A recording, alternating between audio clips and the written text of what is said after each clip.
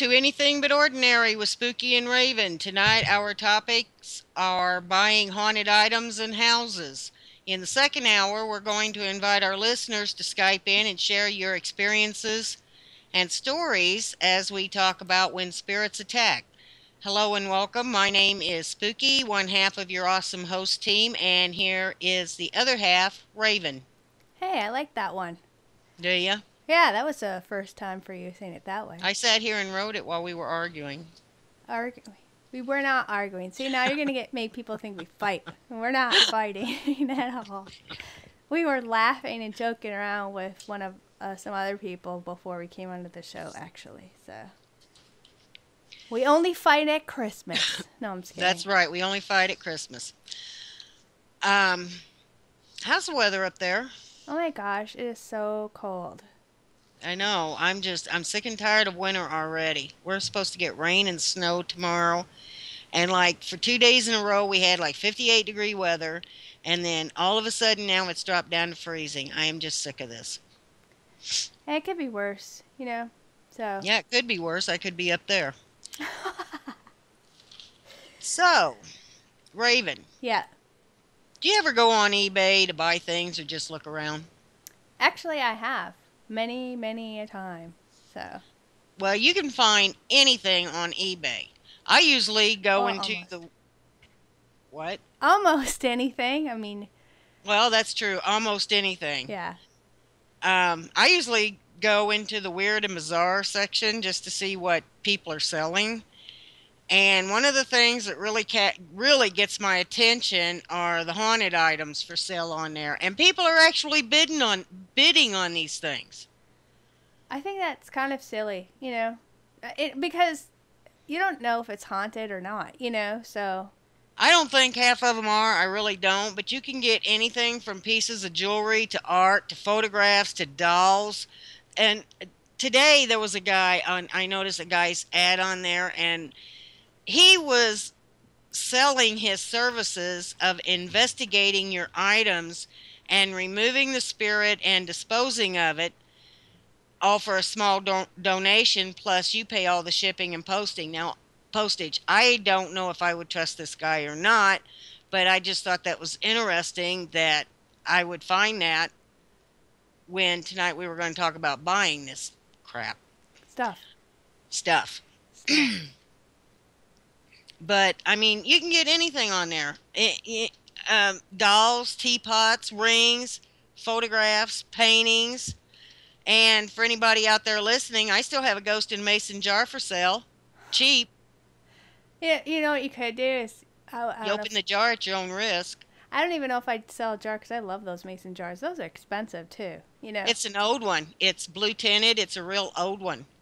So you're not, so I've had it a while. I guess you could always I'll give an idea here, but you could always be like, I got a spirit trapped in like a plastic bag. All you do is like make up a little ghost out of a Kleenex. You know how they show you how to do those crafts when you're a little kid, how to make ghosts? I would be very upset if I bid on that and got it. If you take a picture of it, some people probably would bid on it and think, oh, I've got a haunted Kleenex ghost. Well, okay, the dolls, for example. Some of those dolls are hideous looking. Okay? Oh, I'm sorry. Some of those dolls freak me out. Okay? But the thing of it is, the point is, there are people actually bidding on these things. Yeah. And to be honest with you, I'm very, very particular about what I bring into my house. I like to do this thing called junking, which, well, that's what... Antiquing for other people. It's antiquing, actually, is what it is, but everybody else calls it junking. Yeah, in your hood, yeah. And I have brought things into my house before. You know, well, a couple times. I can put my hand on it. If I find something I really like, I can put my hand on it, and I can feel like the vibrations, you know, if there's anything attached to it or anything. But there's been about 3 times when I've done that and felt absolutely nothing, and then got it into my house and there was something attached to it. I don't need extra spirits in here, you know? Or extra mouths. Or an extra mouth to feed. But yeah. But my point is that you never know what you're bringing into your home when you do this. And I guess some people can live with it, but I would be scared to death that I would bring something into my home that I wouldn't want. Well, they have so many things, you know. Well, I think it didn't really, the haunted items really didn't get till super popular until there was all those different paranormal shows anyway out there, and then everybody was doing their groups and stuff. But they had that one TV show where that guy was like told people to call him if they had haunted items or whatever, and he'd investigate their house to see if what item was haunting. What was it called? The haunted. Haunted collector. Yeah. Okay. You know, we had conversations about that show before, and the guy reminded me of like a gypsy. You know, like a gypsy scam. I mean, I have would come from gypsies. You know what I mean? But not the kind that you see on the shows where they're, you know what I mean, the ones on Yeah. the cable now, but the real true gypsies and stuff. And you know, they used to call those like a gypsy scam because it's kind of like saying, well, your money's cursed, hand it over, and we'll relieve you of that Right. cursed deal. Well, these people are like, oh, this valuable item is haunted. If you give it to me, then I will cleanse your house of this haunted item, but yet I'll store it here for safekeeping. And I thought, that dude is such a swindler. I mean, look at all these expensive items that he could walk away with. You know what I mean? And he could just say Exactly. anything was haunted. So there's people out there you got to be careful. I'm not saying him exactly, but the way that the show was presenting things made me think of that. Well, those shows are edited too, and it kind of makes you think that. Mhm. I mean, because that guy's been in business for a long time, has been around for a long time. But um, you're right, though. I mean, it gives you the impression almost like it's a scam. Well, the $6,000 ring is haunted. Would you like for me to take it out of here?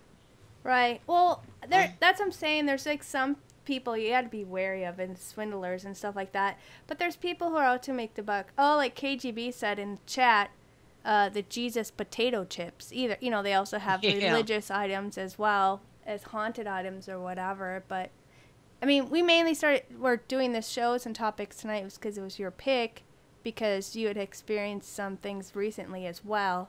So we thought that we'd have a right. show tonight We're in going to general, you tell know. that in the second half. No, I was just letting people know why we kind of picked tonight Yeah. And we're topics. not really bashing anybody, okay? But No, I mean, no. when you buy these items and you see these items advertised, you really need to be wary. I mean, you have to stop and think, well, is this for real? And do I really want to take the chance on bringing something into my home? Right. Uh, to me, dolls are creepy anyway. When I was a kid, I didn't play with dolls because they were creepy. What'd you play with? Mm, my GI Joes, Well, they can be creepy on their own, I my guess, if you bow and arrow and stuff, burn it or But something. But yeah. yeah. But I just and I had other interests, horses and stuff, Well, yeah, you lived on a farm farm, stuff. so you got to go out and play outside and do stuff. It's not like living Right. in a city, whatever. But But I was not a doll person. I mean, and I had people give me dolls, but I usually put them away in the closet because okay, when you're a kid, you think it's looking at you. Okay, that's that's what I did. I would put them in the closet because I always had the feeling they were watching me. I do have to admit, I mean, my grandmother made me one of those yarn doll type of dolls, like a rope doll, yarn doll. I don't know what you Yeah. call them. And the thing it creeped me out because I had like these creepy eyes things on it. But then I was also passed down this really old porcelain doll that was my grandma's or I you have know, 3 or 4 mother's of doll those. or something like that. Yeah. That one creeps me out. I always kept it in the closet as a kid, and you couldn't play with it anyway because it had glass head, glass arms, and legs. You know, Right. And it was valuable, so you really couldn't, it wasn't a doll that you could play with. but it creeped me out. I thought the eyes were wherever you walk, it was like it was looking right at you. You know what I mean? Hmm. But I mean, I had a doll. I had a Raggedy Ann doll, and then I also nowadays I have collectible dolls, but they're the Living Dead dolls. But I stopped buying them a long time ago. But I bought them before they became popular. You know, the Yeah. original ones. So now those are But creepy and cool. yeah. And I'd see places where people would cast off spirits and put them into dolls. And to me that's really really creepy. Yeah, I hope some people But call in and share their experiences with their creepy stuff too tonight, because that'd be I hope they do. interesting. In the second half, we're going to let people call in Skype us. You have to Skype us and Yes. tell us your stories and your experiences and things. Yeah. But I just, I just cannot take a chance on bringing something in. Like, okay, I've told people this story before, but like the footstool that I bought, I looked and looked and looked for a footstool. I had to have one that was just the right height, but look good because I'm a shorty and Sort of. But yeah. sort of, but and I bought it to put in my bathroom. Hmm. So I found one at the local antique store, and I had looked at several of them, and uh, this one I found, it was really, really neat. It was made of oak. It was short, it was square, and the wood looked really good. And it didn't have nails in it. It was put together with pegs. And so I walked over and I put my hand on it, didn't feel a thing, and I looked it over and everything. So I bought this thing and I take it home. Hmm. And I put it in my bathroom. Well, later on that evening, I take a shower and I come out of the shower and there's a little boy standing there staring at me. So I jump back into the shower at first, because it startled me and I got to thinking, hey, wait a minute, I don't have a kid that looks like that. So I stick my head out of the shower and it's not there anymore. And I immediately thought of that footstool because this was something I'd never seen in the house before. So I took it and I put it in the hallway, and I'm in my bedroom and I'm getting ready for bed, and I look up at my doorway, and that little boy is standing there looking at me. And so I took the footstool and I put it on the front porch. Well, the front porch, I got this big window there that you can look out onto the porch and whatever.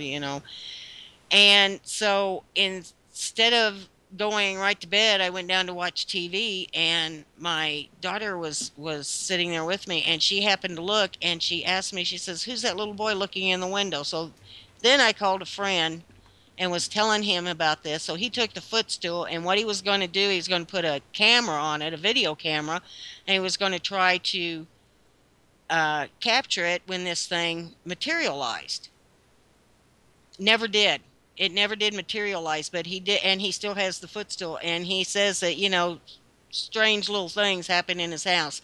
But my point is this, after this big long winded story, is that you just don't know what you're bringing into your home. But see, I love antiquing. I love going to flea markets. I love checking out Oh, sometimes I do too. estate sales if I happen to run into one that's for older stuff. And I like going in and checking out older buildings or older stores that have, like, 1800 items and a little bit above. You know what I mean? And I have things that are several hundred years old, from dressers to hope to. And the funny thing is, people were just throwing them out, and I just was walking by, and they're like, "Well, I'm going to get rid of this. I'm going to get rid of that." And I'm like, "Hey, can I have that?" And then I just took it. So I have like a hope chest, a old dresser, and uh, typewriter, old cameras, and just like really not like I'm talking about the original cameras that first came out when people first started getting those Right. little box cameras. You know what I'm saying? So Those little Kodaks that no. you hold down and look through the top, or Oh yeah, I don't know if it was called Kodak back then. This is like so old, like older than my grandparents old. yeah. And they're well over past their 80s and 90s. So I don't know if it had a name brand, but I mean, I just got so many antique stuff, and I don't know. I never felt like it had any. Oh, you know what? I did get a clock that somebody was getting rid of a clock, and it was actually a newer one, and it came from an office that I used to work in, and I hung it up on the wall, and not that, a few months after or whatever, a coworker happened to die, in a bad way or whatever, and I remember it was like 2 or 3 in the morning. I also there was some other person that happened to pass that we know of around the same time. But I remember this clock. Almost said a bad word. This clock was on a thick nail. Oh, I got it. I know. This clock was on a thick nail, and there's no way it can just flip off. Okay, you have to physically pull it up and out to get it unhooked from the wall. It was like about 2 or 3 in the morning. This thing flew, it lifted up off the hook and flew across the entire room and landed face down, and the battery shot out from the back and went across the opposite of the room, and it was so loud that you could hear it in the different rooms, you know. And Hmm. there's like this, the glass is cracked down, but they didn't whip it to hit my head, but it was whipped towards my direction. So, I thought it was More or really less to get your attention. right, but I never had that problem before in that place. But that clock, I totally remembered this now, which is weird, but I remember bringing that clock in, and not even a month or two into having it, that thing flew off the wall, and I woke up and I said, "Okay, I know you guys are here, but I don't appreciate you whipping things around my room," and I left it at that, you know. So, I guess that's one thing I did bring in that happened to see, possibly could have had an energy and or something attached to it that did happen. But as far as the other items, I've never had any issues with, you know. Well, I got all kinds of antiques I thought you were going here. to say you have all kinds of issues. I was going to laugh. I have those too, but Yeah. for now, let's just talk about the antiques. Okay. But I have all kinds of antiques here and old pictures up on the wall and stuff. But these are things that have been handed down through the family. And some of these things, I really wonder about them, Mhm. because I will, like this one, there's a picture in this one room, and I just get the creepiest feeling when I go in there, and I'm always going toward that picture. That's where my attention is always drawn toward that picture. And I've had things disappear, or moved around or something. But these are things that are handed down through my family, and for some reason they don't bother me because there are spirits in this house. There's at least 5 of them in here that I know about. So and they don't bother me. They don't bother me. They don't bother the kids. But that is something that I basically grew up with. But you know what? I mean, come on. All of us are taking and used items at some point in our life. We go garage sailing, we go antiquing. Right. Somebody just gives us something that used to belong to them, that used to belong to somebody else.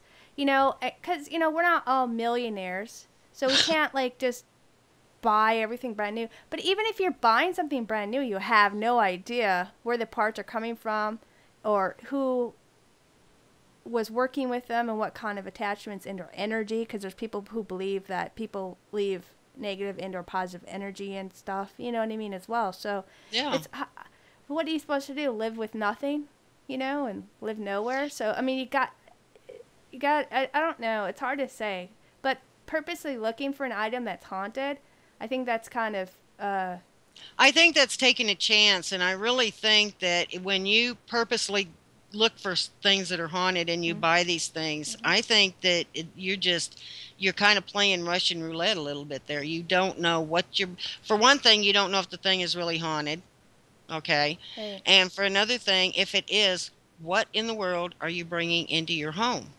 I had a friend that would go to estate sales, just loves estate sales. Hmm. And she bought this, I call it a dresser, but some people back then, I guess it was called a buffet. It went in the dining room and you set food on it and still, whatever. What's a buffet? Like a big long table, like a It, dining room it's table, but big. it's It's a short big long. Well, what or it thin, I is, mean. some people call them backboards. I don't know why they call them that, but it's a big long piece of furniture that sits on legs, and it has drawers in it for linens and stuff, and then on the top, like if you have a lot of people and don't have room on your table, you can set food on the top of it, kind of like buffet style. Oh, well, it sounds like a long dresser then. Well, basically that's what I Hmm. always referred to it as a long dresser. But anyway, when she got this thing into her house, things started happening almost immediately, and they weren't very nice things either. There were things being thrown at them. She was standing in her dining room, and a knife was thrown at her. Whoa. So these weren't sideboards. Scooby said sideboards. That's probably what it is, basically, Scooby. But anyway, I mean, dishes would fly off out of the cabinets and stuff, and it just, I mean, they weren't nice things at all. And they were not only thrown at her, they were thrown at her husband, they were thrown at her kids. And so she called me. Everybody calls me when this stuff happens. I don't know why, but everybody calls me. And we got to checking into this estate, and we found out that this was an estate where a man had killed his wife and killed himself, and it just so happens that she was killed. They both died in the dining room in front of this thing. Well, it doesn't even matter if I guess if it's in front of it, but I suppose if there's such that amount of energy of a negative moment, but I don't think it'd be the Well, we people. took it out of there, Do you think it's and the people haunting it or the entities or well, things that may have caused them I to think that cause bad of murder? energy may have been absorbed by it. I don't really know. He could that could have been his favorite piece of furniture, so he Hmm. attached himself to it. I don't know. I don't know the reason why these things have attachments. Hmm. But I just know that it's something that does happen. But we took it out of there, and once we took it out of there, then I had a shaman take it away, and whatever he did to it, I don't know. I don't deal with those kind of spirits. But once we got it out, and he went in and did something in her house, blessed her house and stuff. And after that, all of this quit. But you've got to be careful of what you buy and take into your house. When I go to an estate sale, and I love the things, I usually try to find out the kind of people that, who owned the estate while they were living. And I just, because I am very, very leery of what I bring into my house. I try my best not to bring something in here that isn't already here. I don't, it's like I said, I don't need new spirits in here. Psh. That's why she never invites me over because she does not like letting. You'd probably haunt me for life. I already do over the internet. Ooh-ha-ha. No, but I can kind of see why. But I mean, had they ever had any activity prior before bringing that thing in? Well, I asked her this, and she said no. She said nothing had ever happened in that house. And she lived in an old house. She lived in a house that was passed down through her family. And that was one of the first things that I did ask her. Have you had activity in this house before? Have you noticed anything going on before? And she grew up in that house. And she said even as a kid, nothing ever went on. Not all old houses are haunted, okay? Uh, And not everything haunted is old. yeah, and not everything haunted is old. Exactly. So it's just like I said, it's like playing Russian roulette. You don't know what you're going to do. You don't know if that bullet's going to come out of there or not because you just don't Take a know what you're chance. bringing Yeah. into your house. And I always tell people, that purposely shop for these haunted items.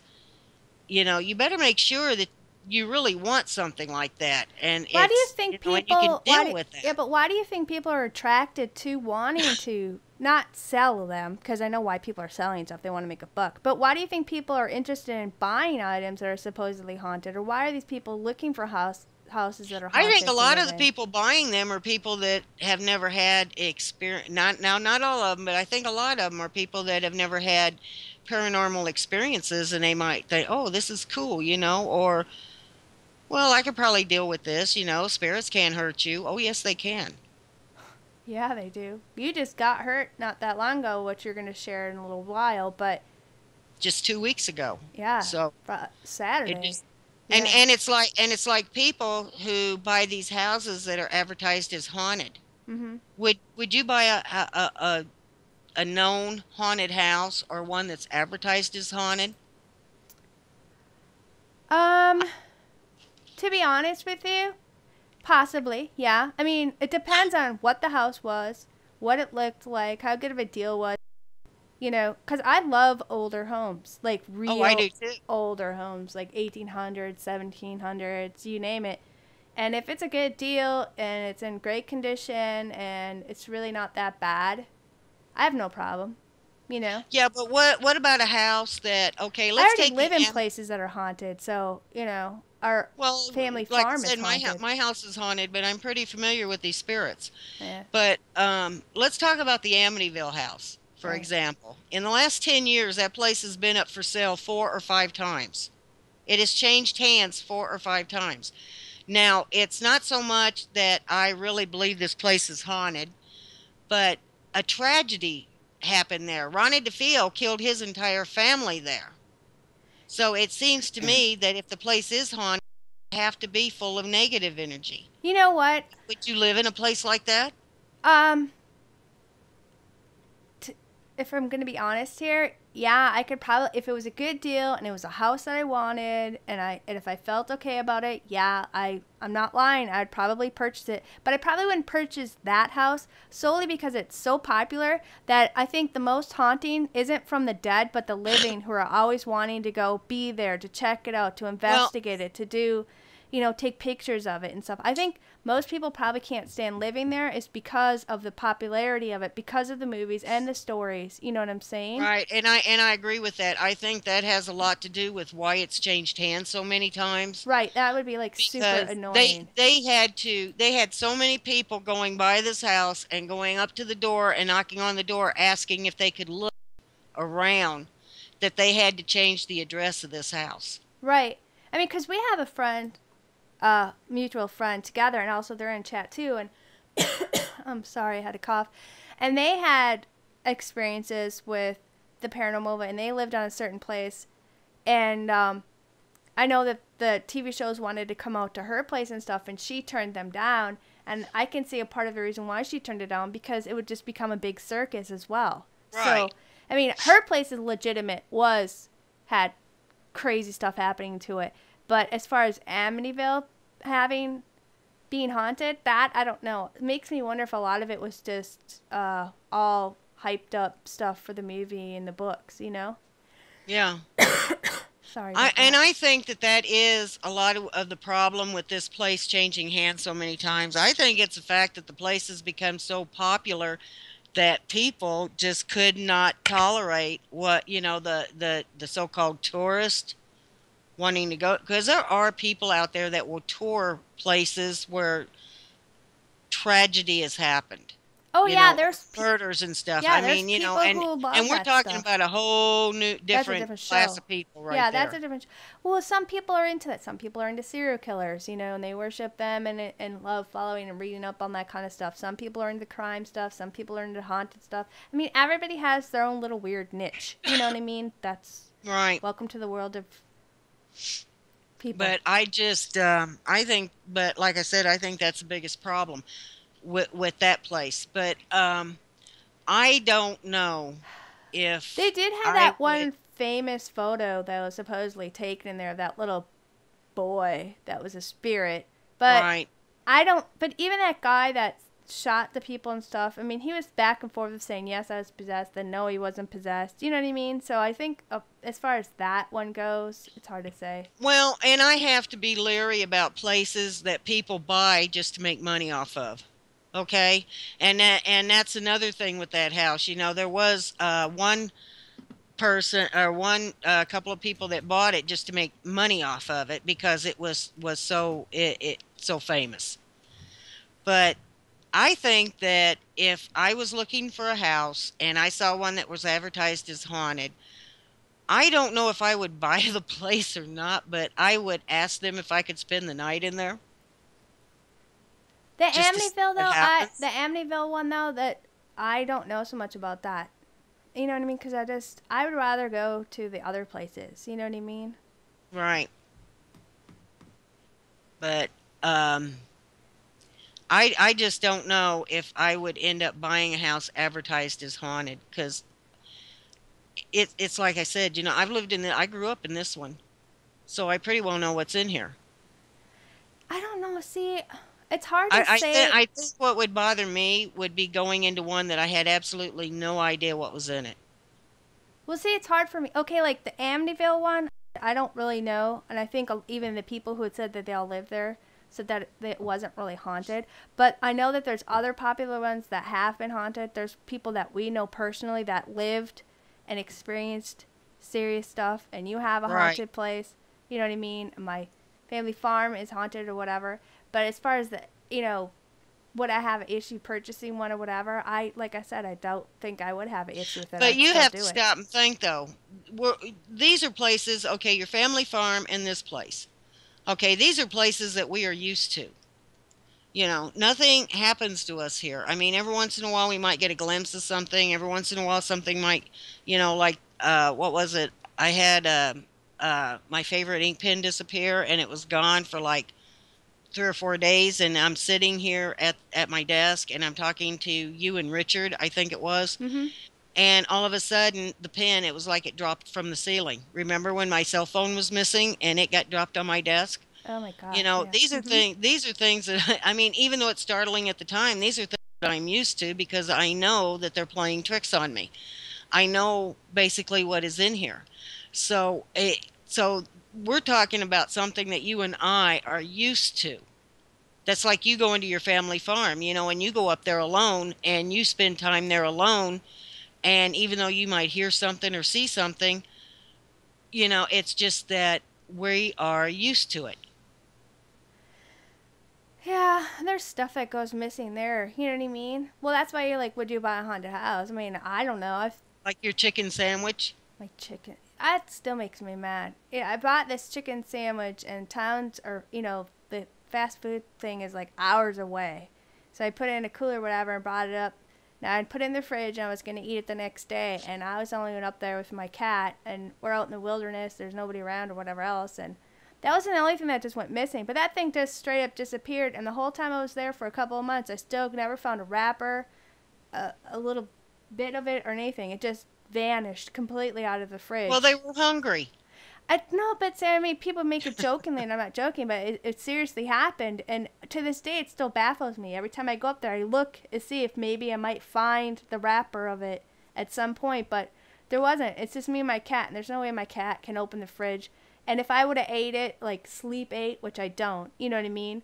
I would have noticed crumbs somewhere, lettuce somewhere, or the wrapper, because you have to burn your trash up there. There's no garbage Right. company that comes or whatever. And I know. someone, We don't have trash pickup, do we? Make no, it a lot but easier someone if had we did. mentioned, about, they're not in right now, but they had mentioned that it's so easy for people to sit back and judge about somebody else's experiences. We're not judging. We're not even being negative or saying anything against it. You know what I mean? I totally believe in haunted houses. I believe that people have experiences. So does spooky. I mean, we have it. That's why we're I've talking been in about this. several. But the only thing is, I was stating is like, I don't know if the Amityville one is haunted or not, just because there's so many different stories about saying yes it is, no it's not, and some people they're saying And that that and that it didn't happen, and then some saying that it right. did happen. And then So that's the you're only one talking, I'm talking yeah, about. and then you're talking about what, five murders took place in there in one night.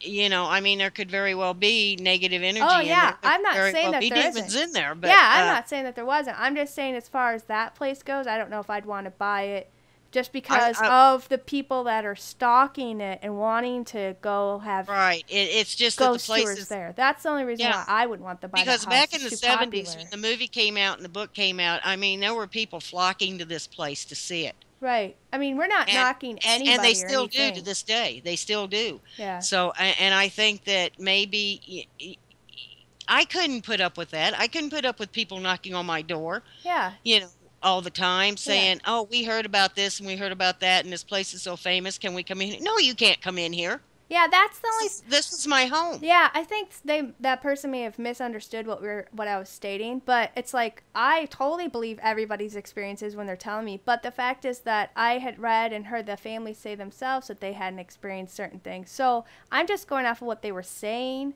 That's why I say I don't really know if that one's haunted or not, just because there's been such from their own family's mouth they were saying that it wasn't really Right. haunted, that the And movie it's hyped it like I up. said, That's in the the only past reason 10 why. years this place has changed hands four or five times. There's got to be a reason. Oh There yeah. has, you Well, know, there's got to be a yep. reason why Mhm. people are moving into this place and they're not staying there. Right. And it kind of makes you wonder, well, what is the real reason? Is it because of the spirits in this place? Is it because of the people that's I think always it's wanting to both. go and look at this place, you know? Maybe, just maybe they'd be better off just tearing that place down. I think they kind of change it up a little so people wouldn't recognize it as much. But I think people are moving because of both. Maybe because of the publicity and the people coming there, and also maybe the experiences that they felt as well. But Right. that one, like you asked if I would live there, and I was just being honest. I wouldn't I live in that wouldn't. particular house, no. I wouldn't live at that place just because I wouldn't want people knocking on my door 24/7. But the Lizzie Borden house, that for sale at one point and somebody purchased it, and I guess a lot of people have experienced stuff at that place for years and Well, years and years. her house in oh, I can't remember the name of the town in Massachusetts, but it's called Maplecroft. That house has been for sale for a long time. Nobody will buy it. And but they say that part of the reason for that is that now where it sits, the neighborhood has gotten bad, that it's not sitting in a good neighborhood, where at the time when she bought it, it was a prestigious neighborhood. So there could be many reasons why that place hasn't sold. It could be, that there are spirits in there because people have claimed that they have seen things in there. It could be because of the neighborhood. It could be because the property taxes in that town are so high. I mean, and that's one thing that I look at too, are property taxes. Yeah. And people don't realize what a big factor that is when buying a place. But uh, I don't really know if I was looking for a house, if I didn't have this place, if I was looking for a house and I saw this house that I really wanted, I was really interested in, but it was advertised as haunted, or the people in it told me that it was haunted, or if while I was going through the house looking at it, if I saw anything, I don't know if I would buy it because I wouldn't know what I was getting into. I think maybe I would have to really, really drill the the current owners about it, and ask them a lot of questions. Well, how long has this place been haunted, or has it always been haunted?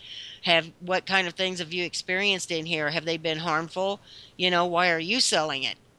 Are you selling it because of what I just saw in here or what I'm feeling in here? I mean, I would have to ask a lot of questions before I would even consider buying the place. It's not just people buying houses. There's some people we know that just rent, and Right. this one lady that I know or know of, I have never officially met her, but we've talked a couple times, and she had rented a place, and it was horrible. I mean, they were seeing things, and her kids were being picked on, and things were being.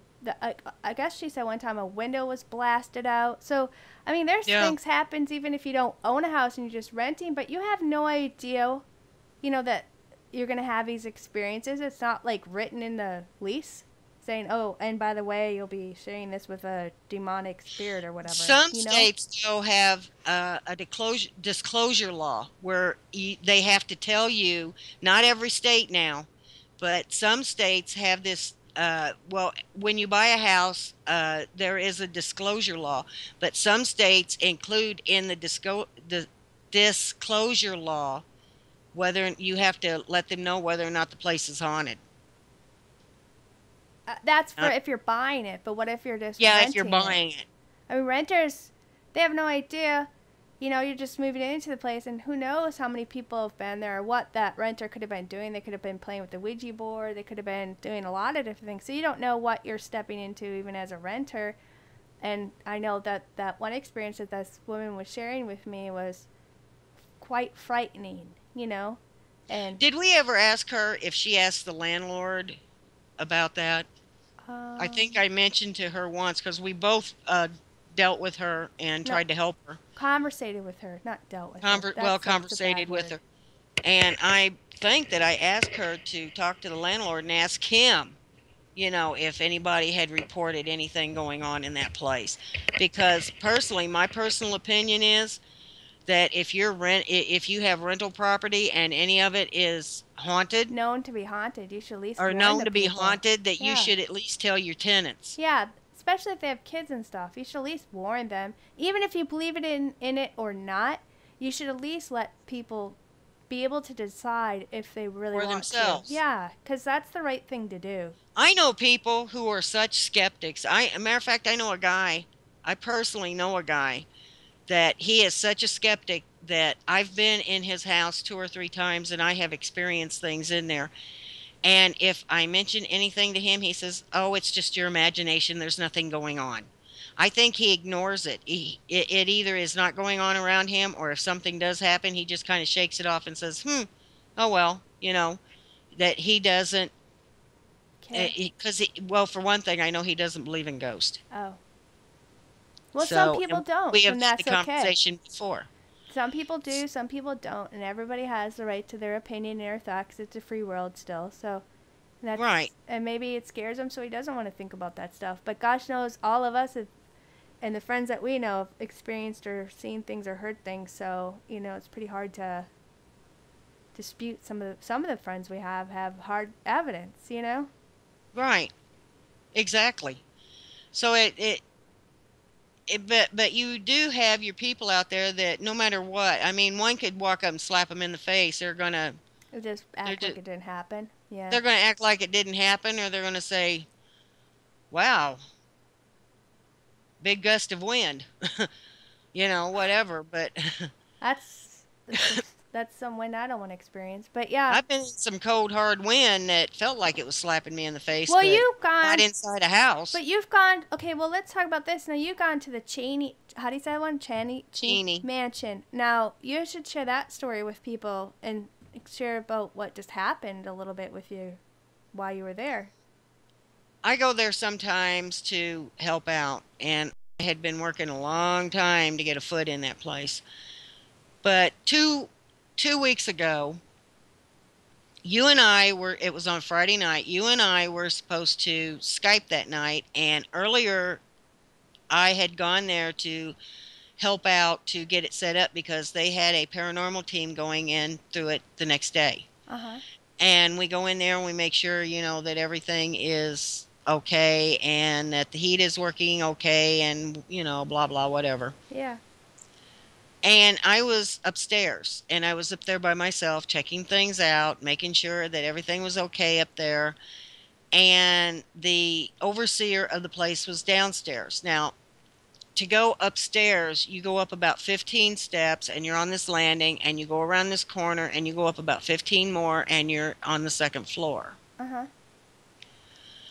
So she came up to the landing and she yelled up at me and she asked me, she says, "Are you done up here yet?" And it just so happens I was, and I was on my way to the stairs to go back downstairs.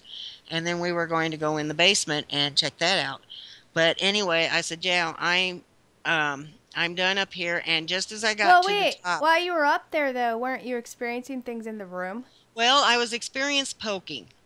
But that I kind of ignored that because I've been poked in there before. There is a spirit of a young black girl in there, and she's got this thing about poking, Well, and but you should at least tell that part of the story because I feel that that might be important as it goes well, along, So at least let our listeners and the people in chat to hear the whole story like I did. well, you heard it the night after it happened Well, you were there when making it up the was bed, still dusting. fresh in my mind. You were making the But bed up, dusting up, cleaning up, getting everything ready for the well, I ghost was hunters coming in, and you kept saying that somebody was poking you, and you asked them to something stop. something right. Something kept poking me, and it finally got to the point where it was more than usual. Usually it's a poke here and a poke there, but this was like poke, poke, poke, poke, poke. And finally I just got fed up with it and I said, "Will you please stop poking me?" And it stopped. Yeah. So I was, like I said, the overseer had come up to the landing, that first landing, and yelled up at me and asked me if I was done. And I said, "Yeah, I'm finished up here." And I got to the top and I was getting ready to go down the stairs. I hadn't even started to step down. And all of a sudden, I felt something on my shoulders. It was like something grabbed my shoulders and they pushed me down those stairs. So I'm sliding down these stairs and I could see that at first I thought that she didn't know whether to stop me or not. I found out later that something was stopping her from running up to grab a hold of me. But when I got closer to the bottom, I felt something grab a hold of me and slow me down. And I actually knocked my kneecap out of joint. Right. Now you went flying Out of down how many stairs? 15 stairs. So it's like something pushed you, like took a hold of your two shoulders and just shoved you down the Yeah, it stairs. was like a hand, and I could feel it. It was like a hand on each shoulder, and all of a sudden, poof, I'm falling down these stairs. And the overseer even told me, she says, "I could tell." She says, "When it happened, it looked just like the way your body moved. It looked like something had come up and pushed you." And she told me, she says, "I tried to help you, but something would not let me. Something grabbed a hold of me and wouldn't let me do it." Well, we talked about it later, and we figured that whatever it was that held her back probably was keeping her from doing it, because if I had hit her, if she could not get a hold of me, she'd have gone down the other 15 stairs.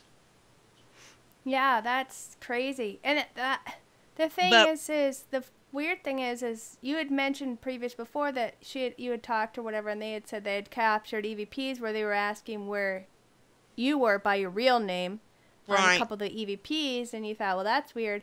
And then you do get there to help up to set up to make sure a team can go through and everything else and do their ghost investigations and stuff. And then you were getting poked the whole time, and then be shoved violently down the stairs. And you had said yourself that this place wasn't had all that negative energy and spirits before. It never had before, but they had a group go through there one time, Mhm. and they brought in a Ouija board, and they were specifically told in no uncertain terms they were not allowed to use that Ouija board in there.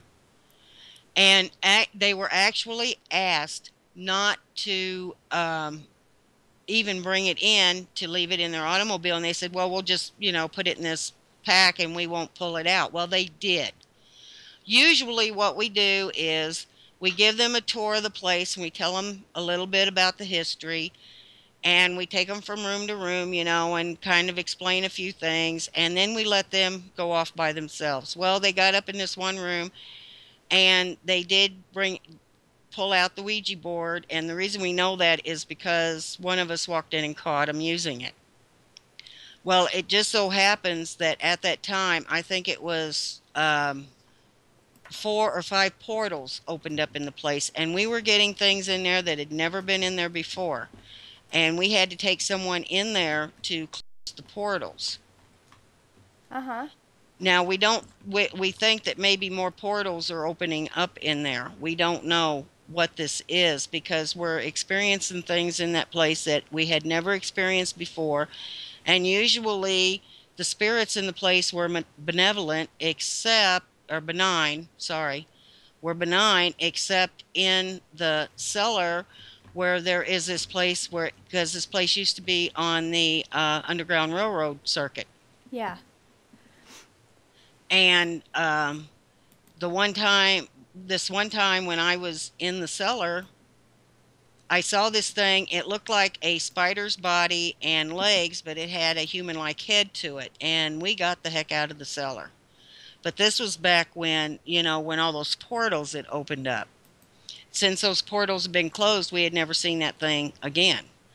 But it's, and I had never been, no one had ever been harmed, or had there been an attempt to harm anybody in there until 2 weeks ago. So we don't know what's in there now. We haven't taken a psychic in yet to see what's in there. And I have been in there since, and I've tried to communicate with it, and it won't show itself to me. I don't think you should try to communicate with that one. You know Well, what I mean? So, I think the reason that, well, one of the things that I've always been able to do all my life is I've been able to go into a house and I can be in there less than 5 minutes and I can tell you if it's haunted or not, because I've always been able to see spirits that other people don't see and communicate with them.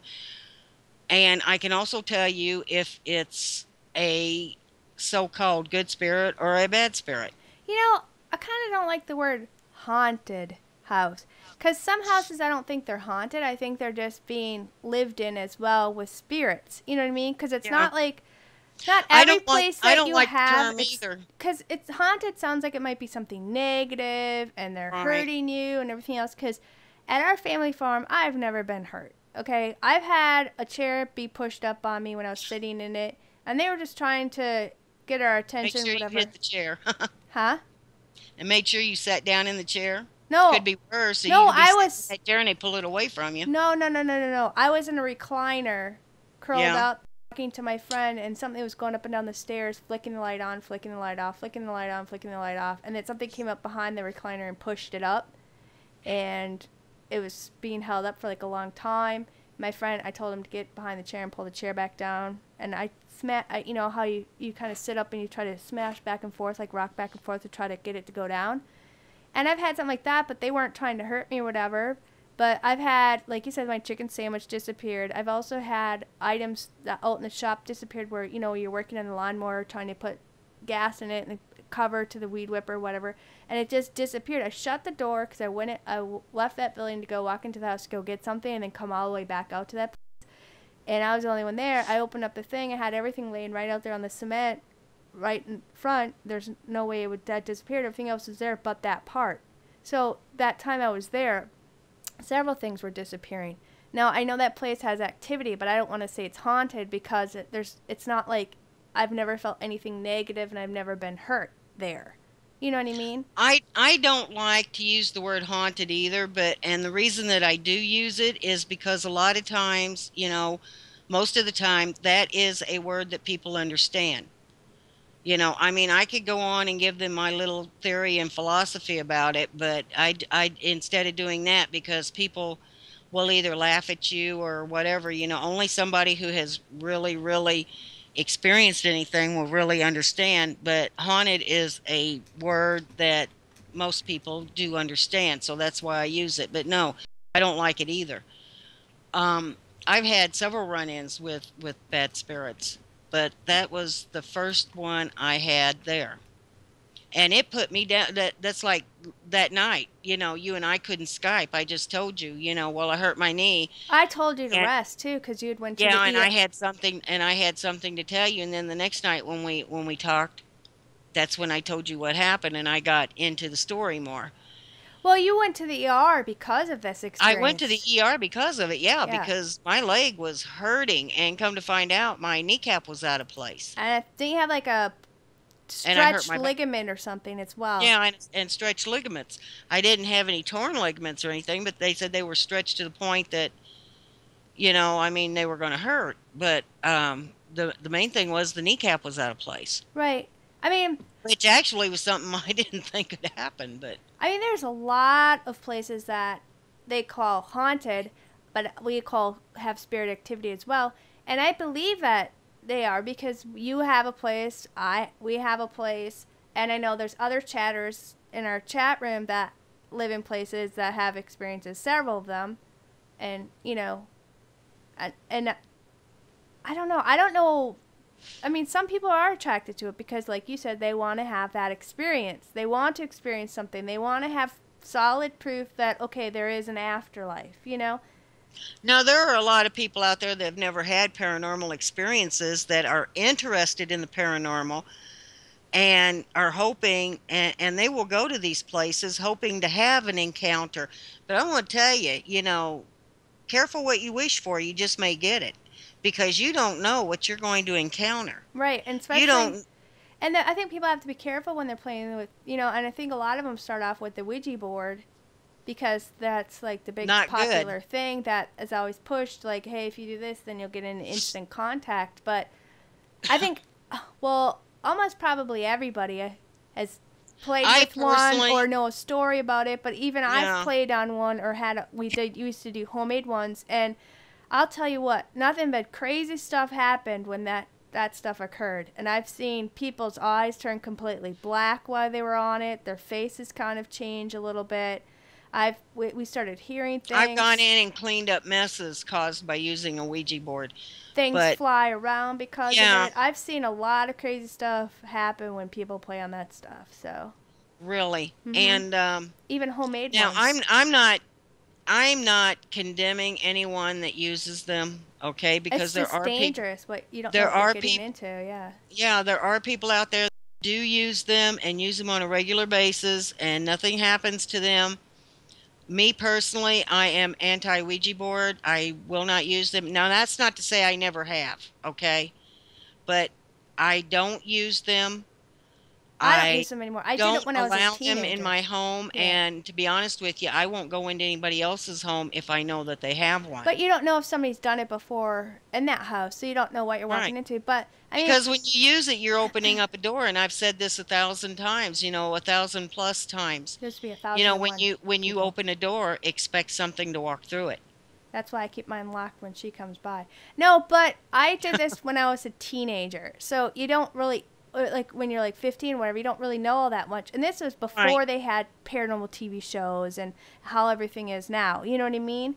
So it's not like kids now, they know because they see it on TV or whatever. We didn't know what we were getting into, So that was because you didn't have all these people talking about this stuff like you do nowadays on the internet, and we didn't Yeah. even use the internet back then. We just Well, went from house, hanging out and do whatever. So I didn't know what was going to happen. They didn't know what was going to happen. But after it happened, I tell you what, we stopped doing that, and yeah, never well, see, did it again. that's when I used it was back when I was a teenager. I had cousins that had one, and they thought it was a neat toy. And at the time, I wasn't familiar with the history of them. And we never really had anything really bad happen, but well, there were a couple of incidences where, something flew across the room, and it was the same with you. After that happened, we quit using it because it scared them. Well, it scared me too. Later on, when I studied up a little bit on the history of them, then I decided, well, I'm not going to use them anymore. I had a sister that would use them, and she had a really bad experience one night. And the first thing she does is get on the phone and call me, and I have to go in, and clean up the mess that she caused with this. And it's I don't know if it's because she was so unexperienced with them, or she didn't take it seriously, or she just didn't think it was anything more than a toy. I think the difference with that and the other things that people are doing is if people are using machines to try to scientifically find out if there's a spirit here or not, or EVPs or things like that, I don't think that is exactly the same as like a Ouija board, because a Ouija board, you're calling something into your body to move the planchette or whatever you call that. You know what I mean? So you're Yeah. inviting something into your body. To me, that's dangerous.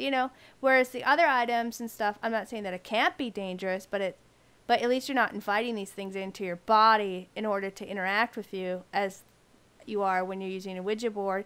And I don't know when you're using. I've never used dowsing rods, so I really don't quite know the setup of I've how those used are. them. So I don't think you're inviting something in you to move that, but you're asking them to touch it, right? But you're not asking them to use your hands to move that, right?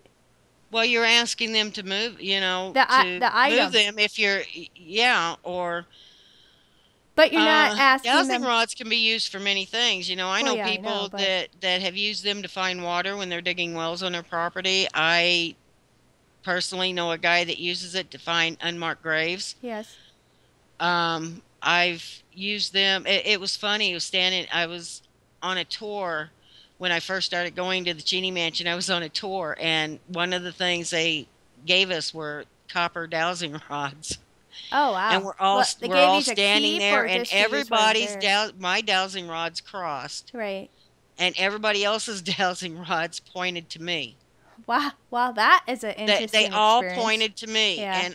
and it was just kind of a weird feeling. And at the time, I thought it was really odd that mine crossed. And usually, if there's a spirit or energy or whatever in the room, that usually they'll cross. Or when they talk to them, when the spirit talks back, it's usually yes or no questions, they'll cross.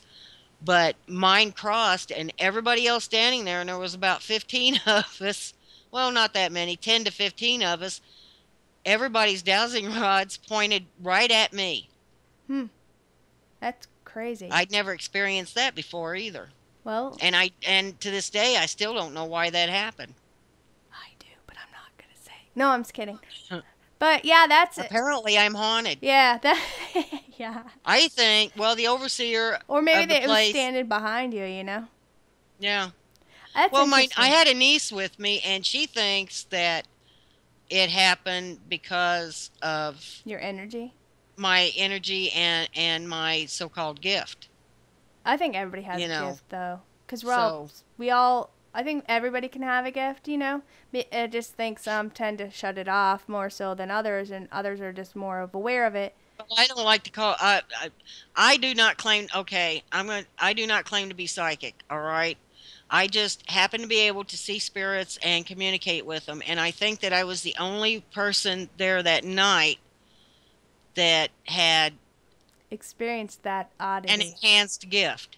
Well, I think that's interesting though that all the dowsing rods have been point at you. But did Yeah. you get to keep the dowsing rods, or was it just when you were there? No, they're used for, and see, and that's something else too. They're used for when they do tours through there. So lots and lots of people have used these dowsing rods, so you don't know what energy was in there either, Oh. in them. Oh. See, I've never You, used and the only one, thing I so. could do is look at everybody and say, "Hey, I didn't do it." Well, I find that fascinating. I've never used one, so I thought it was kind of an interesting story, and I figured I might as well ask, because I know with the Ouija board you're calling something into your body to move it, but I didn't know if you're asking them to move your hands to move it, or if you're just asking them to touch the thing and move it themselves. So that's why I Well, asked the question. my friend who uses them to find unmarked graves is the one that got me into doing that, Oh, because I do genealogy work and stuff for people sometimes, uh huh. and I go to into cemetery. I love going into cemeteries. I just love it. Mhm. And I go in there to find graves of their relatives, if they live out of state or whatever. I help them find where relatives are buried. And I have a lot of postings on findagrave.com. Oh yeah, that's right. I remember. Yep. And so he told me one time we were looking for this grave, and these people had been looking and looking and looking for this grave, and they told me exactly where this person was supposed to be buried and who they were supposed to be by, and there just was not a headstone there. And Figure it find out. we couldn't figure out where this person was supposed to be buried. And I told her, I said, I have cataloged this cemetery and that person is just not there. And she insisted that they were. So my friend says, well, I got an idea. He says, I've been doing this for a long time. So we went up there to where she said the person was supposed to be buried. And he would walk one way and the things would cross. And then he'd go lengthwise and the things would cross. And he says, well, there's a grave right here. This could be it. Huh? And Wow. all I could do was take a picture of the ground, and tell her, well, we Think we it might be here. Yeah. we suspect that this is an unmarked grave. And I took pictures of the headstones around it. Yeah. And she says, well, that's the area. There just isn't a headstone there. Well, he's the one that got me into doing this. And more than once, I have come across unmarked graves, or what I personally believe are unmarked graves. And some of those places, now have small markers there for that person that's Well, it can buried. also use if somebody really wanted to. You can invest in having somebody with was one of those ground reading machines. Those things are expensive. It's expensive to hire anybody to I do just them. meant if somebody really wanted it. Oh yeah, That's if what I'm somebody saying. really wanted to, yeah, Yeah. you probably could. Well, that's a But fascinating story. Yeah. And I know they used it back in the day to get water and this and that everything else. So I do oh find yeah, that they still fascinating. use them. Yeah, I find that fascinating and like I said, we're not knocking anybody. We're just talking about a variety of different stuff or whatever. And I think almost everybody we know on our net in our group, and we've all had experiences. We all either live in a place or have lived past tense lived in a place or stayed in a place Right. that has been haunted, but or items. But I don't Why know. don't we take a quick break? Right. Well, I was waiting for you to finish your story, so. I'm finished. All right, we're going to take a quick break. Uh, just about 3 minutes. So if those guys want to get a drink, stretch, or, for anybody listening at our Facebook page or our Ustream site, if you want to come over to our website, you can join in with people in chat.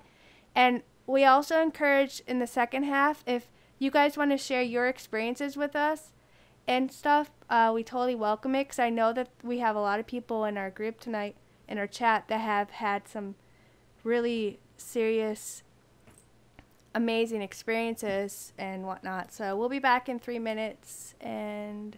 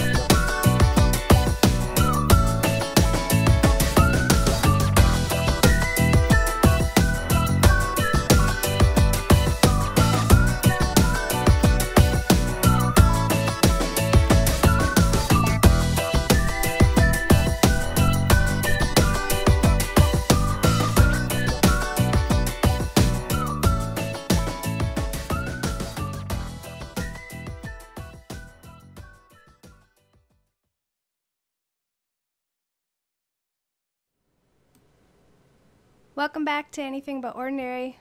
I am your host, Raven. Hopefully, Spooky's back. I don't know. Yeah, I am. Woohoo! I don't know. It went really Whoopee! quick. Spooky made it back. Yeah, I had to get water, so. Okay, in this last hour, our listeners who would like to Skype us and tell us your experiences or your stories, you can scroll up if you're on the chat site. You can scroll up and there's a call button for Skype, or you can Skype us at anythingbutordinary@live.com. Oh, yeah. We totally encourage people to share their experiences or whatever. Because I know Spooky and me aren't the only ones who've had experiences with houses, with spirit attachments, and experiences there and stuff, and had things gone missing on us, everything else. And, and earlier we were talking about some of the haunted houses, but there's a lot of interesting places that have paranormal activity, that I was kind Right. of reading about, not I just the saw ones. pictures of places for sale of houses, and it had for sale, not haunted. So I guess in that town it was a problem. They wanted to make sure people knew, I guess. That's interesting. No, really. But I I don't know Has about. that lady, okay, I know you shared the experience of how you got pushed down the stairs, but has that lady, the caretaker or whatever, the owner, has she have had experiences where she got hurt or pushed down the stairs or? She said that she had been had this sensation of being poked. Okay, so a lot of people get And poked when they're at the, what's the name of right, the place again? Cheney the Mansion? Cheney Cheney Mansion. Mansion. And That's in Illinois, right? right, it's in southern Illinois. Um So people could go, they could look it up but and see, there do a there there tour there. is a spirit of a young black girl in that house. Uh-huh. And we think they didn't have slaves. They were on the Underground Railroad. But we think that, and of course, some of the slaves, they would work, as house servants to kind of pay back the people who were helping them escape. And this young girl, every once in a while, you see her apparition, and she's got her arms up like she's carrying linen or something. But it's not the first time I'd been poked by her, and I assumed that that's what was poking me. But now I'm convinced that whatever it was that pushed me down the stairs is what was poking me. Oh, one of our chatters, she just typed something and it reminded me of something. Now, Crazy was talking about the white balls of light and stuff. And that happened at that same mansion that you're speaking of. Remember they have that, wasn't, you said there's like a cabin that's off from the main Um, building? they're what they're doing is the place now is owned by the historical society, but it's kind of separate maintenance because all the money they make from this place goes back into the upkeep of the place. But on the grounds there is an old cabin, an old log cabin. They even have an old the headstones from a cemetery that somehow, they're not sure what cemetery they go in. They were headstones that, for some reason, were taken out of the cemetery and just kind of cast aside in the weeds. So they collected those and kind of put up a small cemetery-like place. There's an old schoolhouse there. They are getting another log cabin there. There's an old church there. But anyway, You were I trying to give stepped me. out. Yeah, go ahead. I stepped outside one night, and there's no smoking in there, and I stepped outside to have a cigarette. And I was sitting on the back steps, and I saw this ball of light come across the yard. And all of a sudden, and it was like it was skipping. Right. Do you I remember just what, never. what color, or can you kind of explain it for those who are listening? It was a white ball of light. That's all it was just a light ball of light, but it was kind of bright, but it wasn't so bright that it was reflecting off of things. It was just bright enough that I could see it. Right. It wasn't like a bug because it was No, too big. it was the size of a softball, Okay, thank you. and it was round. So anyway, I'm sitting there and I look to my right and I see this ball of light skipping across the yard. And I was just mesmerized by it. So I sat there and watched this, and I knew what it was. I knew it had to be a spirit or something, but it was the first time that we were aware that something was going on outside the mansion. Yeah, because most everybody We experienced never inside. thought about anything happening on the grounds. Right. And also behind the place is the old carriage house. Mm-hmm. So, but anyway, this thing, it got just a few feet from me, and all of a sudden, it changed into this huge black man. And all I saw was his back. But he was in um, That those bib clothing. coveralls. Clothing period for And back then. you know how those things hook? Well, one of the straps was off and hanging down the back. They were only held up by one strap, and I could see enough of him to see that he was barefoot. And he walked down the driveway, and he walked right through the church that was sitting there. Now, we don't think the church had anything to do with it. We just think that the church just happened to be sitting in his path, Of what in he his, may have usually took yeah, when he. right, in the path that he usually took, and probably didn't even, we think it was a residual deal. Okay, yeah. That's So, interesting though because you see. Can and I that's not the only time that I have seen that ball of light, but it was the only time that I had seen the black man, and he was huge. like a tall man, like 6, 7 feet or Oh, he something? was big and Yeah. and broad. Yeah. He was a good sized man. So I suppose But that was that like was a little shocking at first because you were just going outside it to have a was. smoke while the tour people were inside doing investigation stuff, and they probably totally missed out. They should Well, have came out and had a smoke. when he walked through that church, Yeah. I ran down far enough that I could see on the other side, and he never did come out of it. So I'm thinking he dissipated. But and I ran right back in there. I go, oh man, you don't know what you won't believe what I just saw. And I was telling them all about it. So pretty soon they're out there with Now their everybody's out there, and the next thing you know, yeah. you're All of a sitting sudden, inside. everybody's out in the yard. Yeah. But Yeah. that was the first time though Yep. that we ever thought of activity being outside On the grounds. Yeah.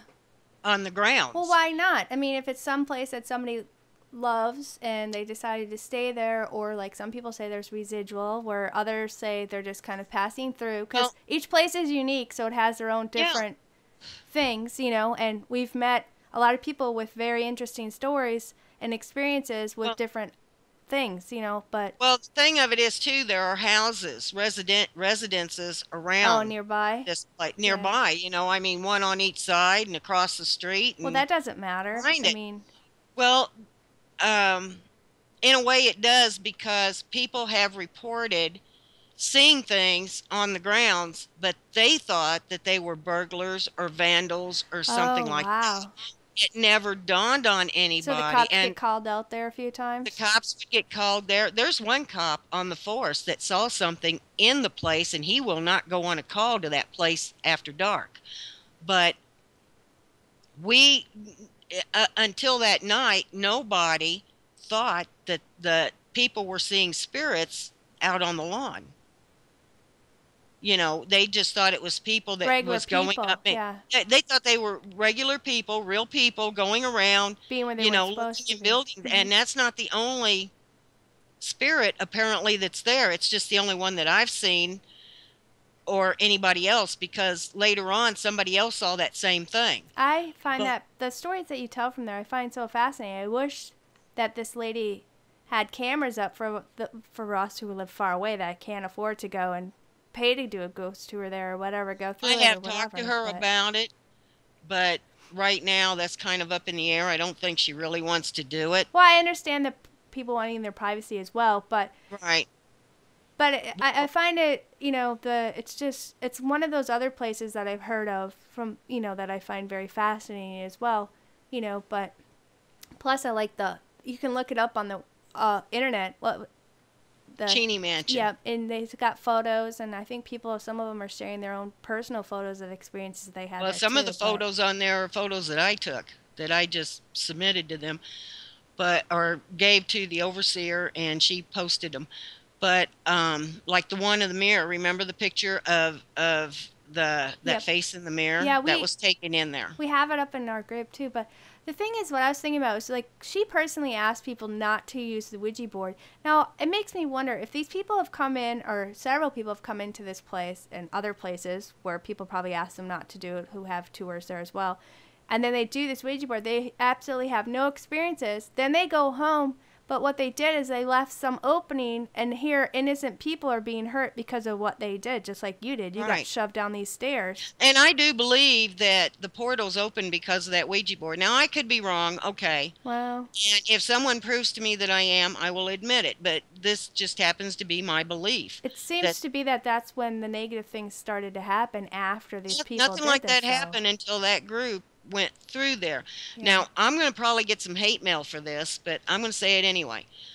There are some groups, Spooky's the one talking, not Raven. this is Spooky's opinion, Not and it does Raven's. not reflect any opinion of Raven. Yeah. But there are some paranormal groups out there that are scrupulous. Why? And they get in there and they think that they know what they're doing, and you ask them not to do something, and they do it anyway. Oh, as far as them asking, You know, when she you asked about the investigate a Ouija place, board. you have Yeah. to respect that place. Not to mention, there have been some that go through there that items have been stolen. So you have to really, really be careful of the groups you even book. Now, I'm not saying all groups are like that because I know lots and lots of paranormal groups that are honest, Oh, that amazing and are helpful and do things reputable, for that free. are Yeah. that are just absolutely amazing. Yeah. The great, But good people out there. unfortunately, the bad ones make it tough on the rest of us. So, I don't have a paranormal group, okay? I'm probably the only one out of everybody that we all talk to that I've never been in one. I don't have a group, and I don't go hunting. I don't have a permanent one. I have four people who help me out, but I know these people. I have worked with them for a long, long time, Yeah. but we're not what you would call an official paranormal group. But we do go in when we're called. We don't go to places and say, "Hey, I heard it's haunted. Can I come in and see what I can catch?" No, we don't do that. We usually get our jobs, and they're not jobs either, our request by word of mouth. I kind of seen like a weird pattern lately because I remember back in the day when everybody was like, on the internet had like live investigations, so we could all check them Yeah. out and bond, and then all of us got to share stories and find people that we could, connect with and understood certain things that we all got to go through. And now it seems like all that kind of disappeared, and it seems like now more people seem to be fighting with each other and wanting to debunk anything that's even said or done, and Right. there's so much anger and hatred, and you're a fake and you're this and I know more than you and everything's demonic or this or that. You know And what? it's There really are weird how everybody was together and friendly, and then all of a sudden it switched to this, and I don't even know what happened. And now I it's don't like when know you what do share happened. something and there's legitimate people, if they're wanting to share what's going on and say hey and looking for other people to bond with or help them, all of a sudden you're told you're fake, your photos are fake, this is all this, and then they're left all by themselves with this thing, and they don't know what to Right. do, and they got kids or this or I've whatever, I've you know? seen I've seen times when some so-called groups have gone in there and made things worse. Oh yeah. But it's just, it But seems like nobody people now are, all they care about is wanting to attack other people and say your photo's fake. They just want to prove everything's, Right. it seemed like everything changed, and I missed the fact when there was There have people been a who were lot of more open changes. and caring. There have been a lot of changes in the field, and unfortunately, some of them are not good changes. But um, I lost my train of thought. I'm sorry. It just popped in my head, and I just wanted, I guess it just came out of my mouth Excuse me. about how I noticed how it changed, from one aspect and now into a totally other one. And then, then you got your other groups who are all about wanting to just do spells. Wanting And to help. My group does not charge. We do not yeah. charge for our services. How can you charge? I mean, it doesn't seem right. Some groups do. Not all of them, but some groups do. And I'm always leery of the ones that do charge. I realize that they have overhead and they have expenses and stuff, but Well, how do you even our know they're the ones that wanted to do But that. here's the thing that doesn't make sense. I'm like, why would they ask for money? Because these people are asking for help. You don't even know if that group that you're calling is even can help you, or if they're going to make it worse. I just think it's strange that they would ask for money. I think you would get into this because of the scientific fact and because of the experiences that you want to experience and help people, whatever. You just do it out of your kindness of your heart, not looking to make a buck. But that's me. I guess I'm thinking the Well, I wrong. agree. I guess I should change the way I think and more for the rest of the world and be dark and greedy and selfish and whatever. I don't know. I just And think it's wrong. there are no experts in this field, okay? No. There are no experts in this field. No. There are just some people with more experience than others. What works for me may not work for someone else. The only thing that I can do if someone asks me anything, the only thing I can do is tell them what works for me and from my own experiences, or maybe make a suggestion. But I am in no, and even though I have been doing this practically all my life, one way or another, I've been involved in the paranormal practically all my life. I am by no means an expert. I can only tell you what works for me or what I do. Or what your experiences you've had Or with what certain my or the certain experiences that things. I have Yeah. had. That's like encountering demons and evil spirits, and I've had my share. I do not deal with them. I have someone that I go to for help on that. Yeah, she puts them in a mason jar, ships them to me. Yeah, Ugh. I have one on in a mason jar. ABO, for anybody Hi, who's listening. Scooby. Oh, Are you there? I do not deal with them. Hi. Oh, Hi. hey. You'll have to turn the sound down on the show so everybody Yeah. can hear you Mute better. your sound, Yeah. dear. Yeah, I have one. Okay, is that better? Oh, Oh yeah. totally. Hey, Scooby. Hi, Scooby. Did you mute your mic? You mute the wrong sound, dear. Yeah, just mute the browser, but you'll have to Yeah, mute the show at the at site. the Just website. Yeah, but not yeah, your. at the website. Don't mute the sound on your Skype. Mute the sound at the website. Hopefully she'll unmute. Woohoo. Hopefully. Or maybe she'll have to call right back or Are you something. there, Scooby? Did we lose her? Hello? Oh, Hello? there you go. Hey. Hi, how are you? We're Doing good. great. How are you, dear?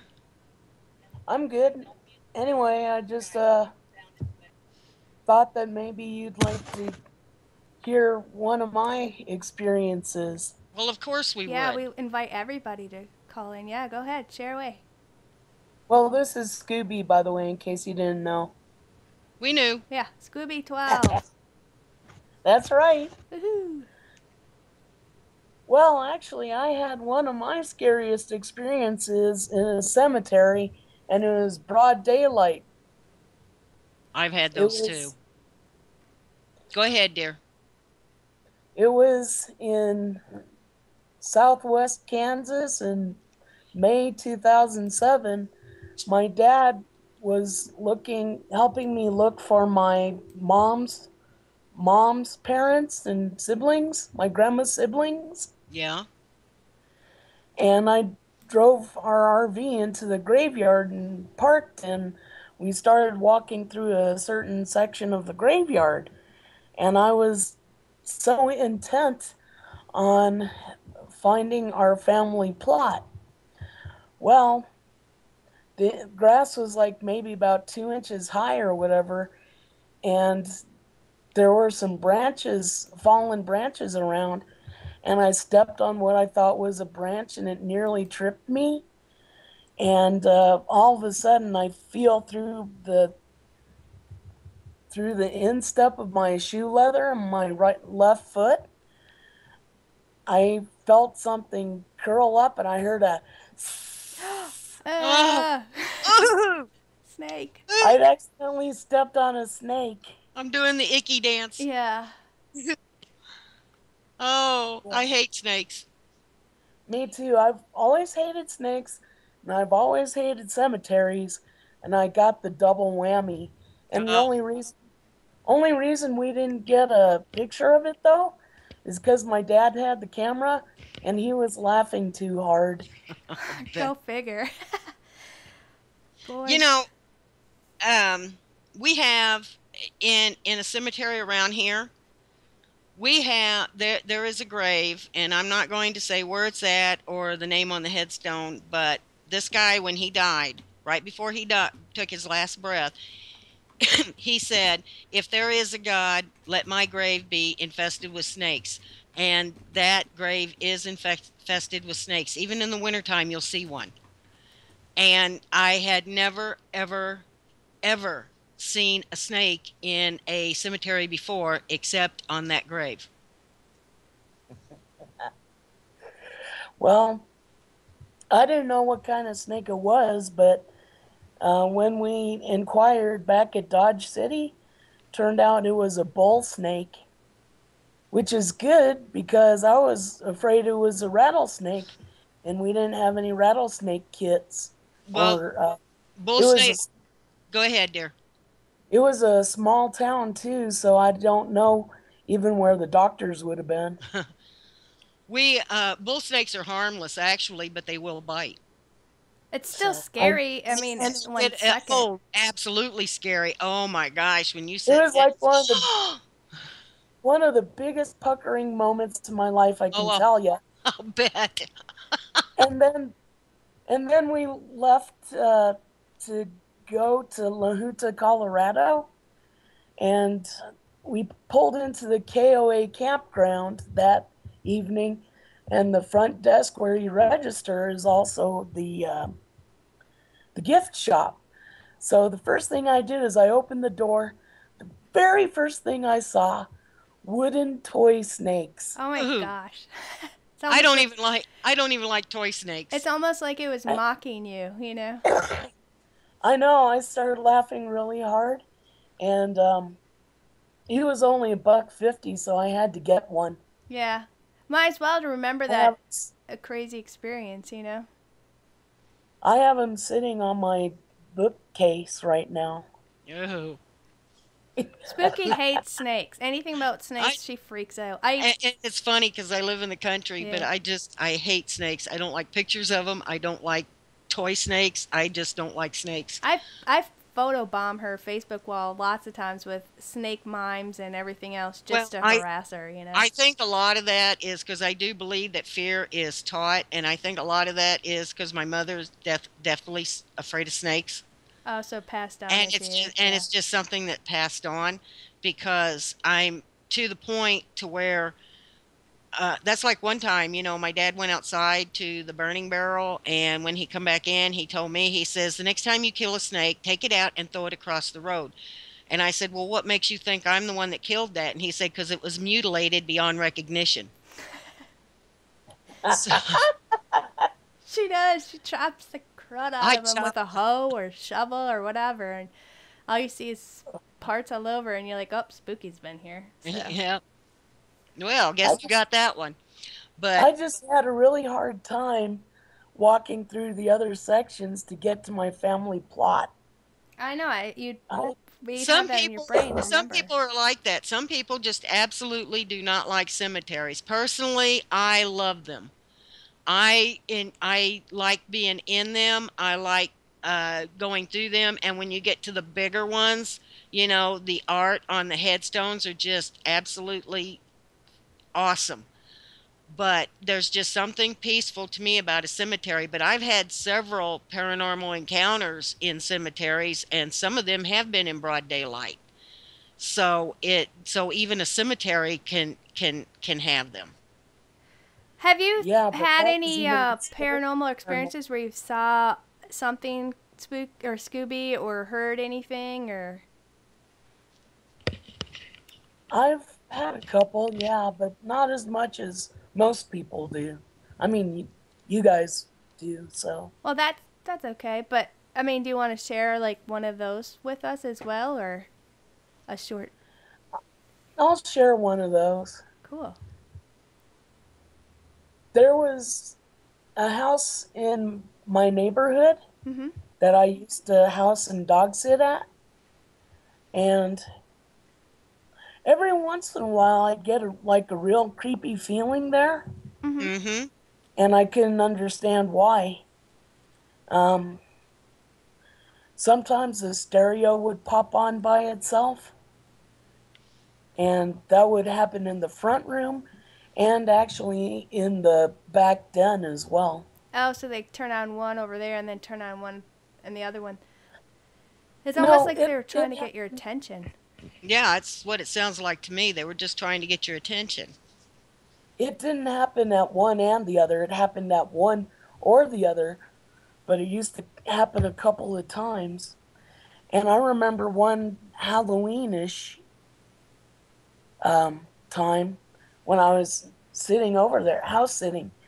I was watching the History Channel and they were having the haunted history Oh, I love that show. marathon. Me too. I know, and I was starting to, kind of get all freaked out. And then the stereo pops on by itself. That would. You were like, That would okay. freak me out. That Yeah. would totally freak me out. I freak Yeah, it out whenever turns out. stuff happens anyway, because it still startles Well, you. I do too. It's startling. It really is. It's not one of those deals where you say, "Oh, well, what the heck?" Because every time something happens to me, it is startling.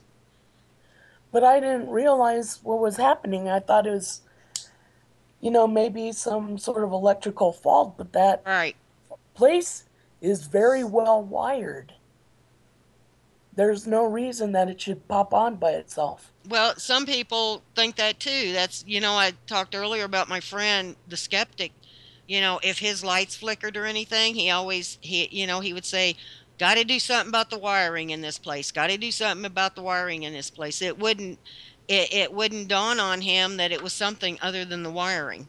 You know what would be nice is if you had a spirit, if they're staying in your place, and they're always throwing stuff or moving stuff. I mean, you could at least ask them if they'd help fold the laundry or do some of the Right, dishes. Now sweep the floor. that would be like a spirit. I'd be like, hey, you can stay here as long as you Do you, want. do you see what Crazy put up in chat? I know. I was listening to Scooby. She goes, "Poor little snake, just sliding along, minding its own business, and wham!" Yeah, I know. If you're a snake, stay out of Spooky's neighborhood because you will not survive.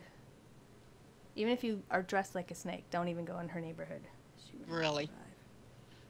But is that The what you funny thing is that what was, you thought though at first? Was it was the wiring?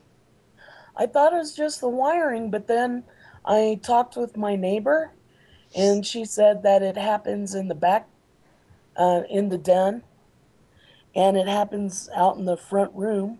Hmm. And I've I've seen it happen both in the den and in the front room, but not at the same time.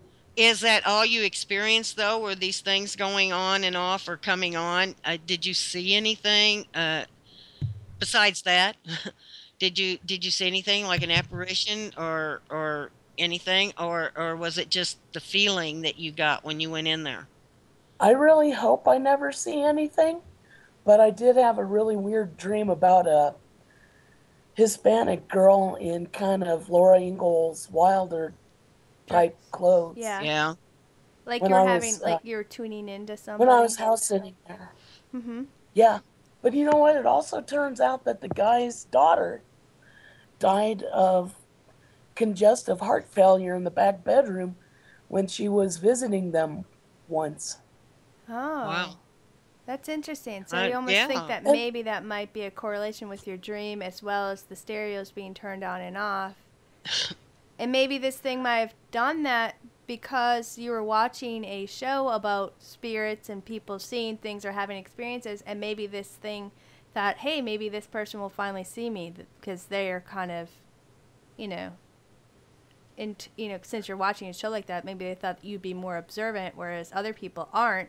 So I'm sure some spirits get frustrated and give up, but they thought maybe you might actually sense them and they may be able to get a message across. So maybe that's why you had that experience. I'm just throwing out an idea. I I think you're right because I at the time I thought it was just faulty wiring or something, Hmm. and I was laughing at myself saying, you're just scaring the hell out of yourself, Scooby, by watching this stuff. So I went and I started making a batch of brownies, just to do something. Settle your nerves a little bit so you don't focus on it or something. Yeah.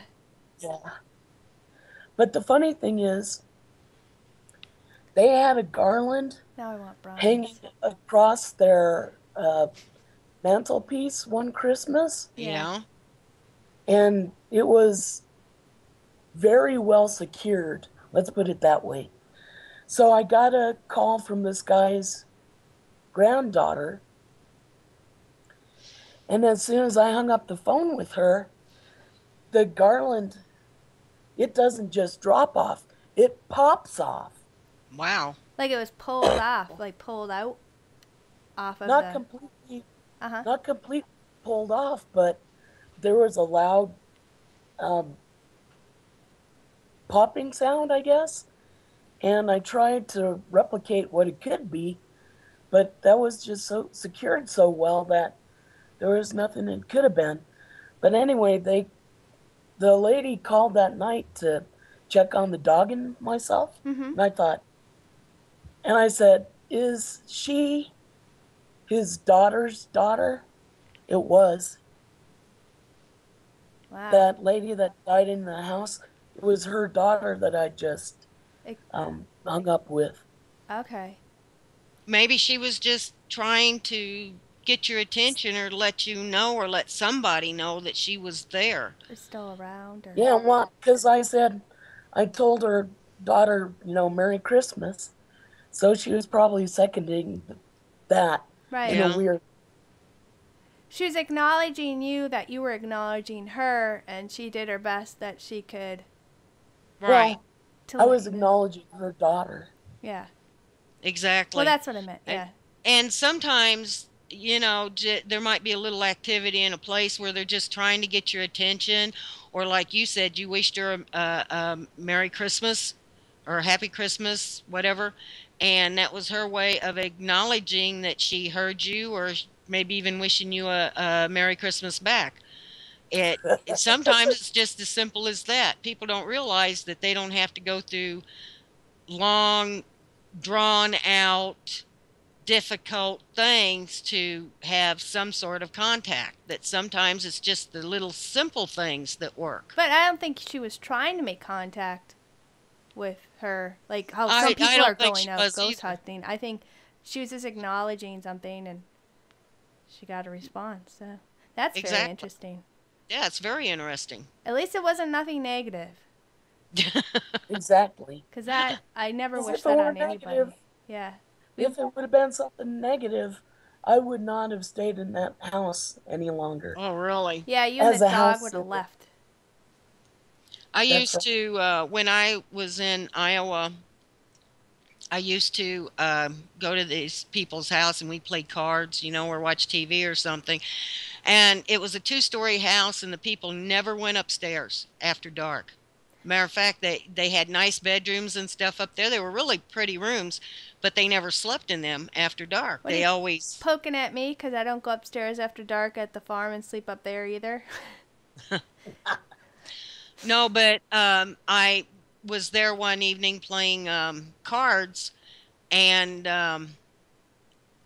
I just happened to mention the fact that we were talking about things, and the woman mentioned that they never go upstairs after dark.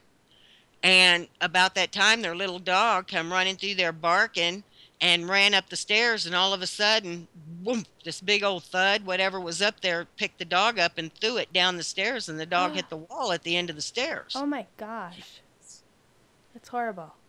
It was it was hard enough that it dazed the dog, but why they still lived there knowing this thing was upstairs on their second floor. And I asked the woman, I said, "Does that thing ever come downstairs?" She says, "No, never comes downstairs. And we don't go upstairs after dark." I wouldn't live there. Why didn't she try cleaning her, like sage, or get somebody who comes in to help with that? Well, I suggested all of that stuff to her, and her response was, "That's just witchcraft, and we can't have that. It'll make things worse." What's worse than something that basically is evil upstairs on your second floor? Throwing your animals or Yeah, kids throwing or your animals whoever. down the stairs. Yeah. Well, is it witchcraft if you bring in a if they're religious? Why not bring in your pastor, priest, or whatever the other names are for the different religions? Yeah. Them come in and do a I blessing. don't Is know. that I hokey got up and pokey left magic? not yeah, I got up and left not long after that, Uh huh. but I and I think I had only gone back to the place one other time, and it was in the daytime. And the Oh, kids were playing upstairs during the day. It's just after dark. When the sun went down, they never went up the stairs. And I couldn't, and they were renting the place. They didn't own it, they were renting it. And I never could understand why they would stay there. I would not. Oh, unless you only have so much money and you can't really go anywhere else and stuff. I could kind of see the means, but why not try? What if this thing started to hurt people during the day? I wouldn't even let my I kids know. go up there during the day, knowing something at night was whipping stuff in dogs and And the hurting thing of it things. is, she had little kids, I mean, Wow. her kids were like, at the time, they were like 3, 4. Uh, I think one was like 6 months old, which was just an infant. And then the oldest one, I think he was around 13. And personally, a 13-year-old doesn't want to be living in a house like that, I don't know. and Maybe some 13-year-olds do. That's a big claim to say, but yeah. I don't know. It just seems to me that that's when they're really impressionable. Of course, they could All be younger. I don't know, people are impressionable. but All my little point kids are. Yeah. is, and I know that they could afford to live somewhere else. I don't. Yeah. Because, like I said, I knew these people. I never could understand why they stayed in this place, in a place they couldn't even sleep in their beds, that they all slept on pallets on the living room floor. Pallets. Why not on an air mattress or something? I don't know. I didn't ask them. I really didn't get into it too much with them.